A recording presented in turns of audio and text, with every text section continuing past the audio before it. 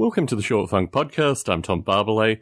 One of the advantages, well, I don't really honestly think there's any advantage associated with getting behind in these podcasts, and I really want to apologize to folks that I haven't put podcasts out as frequently as I would have hoped. Work has been absolutely insane. I've gotten through a good portion of that. I still have a portion to go, but I thought that I'd take this opportunity to record a series of short funks.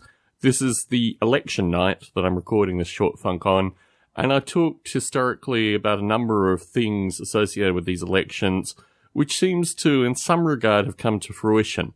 I didn't necessarily want to do anything predictive leading up to the election, but there were just too many indicators that this thing was going to be a second Brexit in terms of media and polls and this kind of stuff.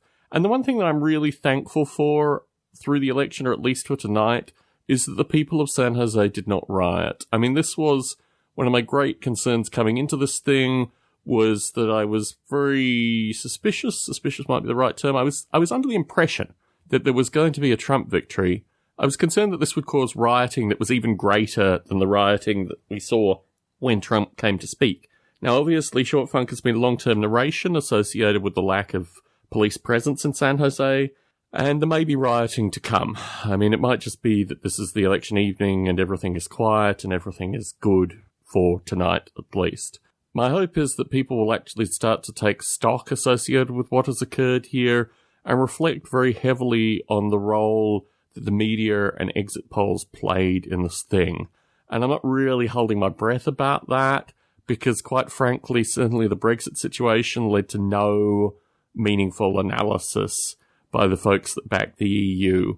In particular, meaningful analysis associated with affiliating with some very curious political bedfellows, including what I would loosely call banksters, who have manipulated the financial circumstances for a number of folk for a number of years without any punitive penalty.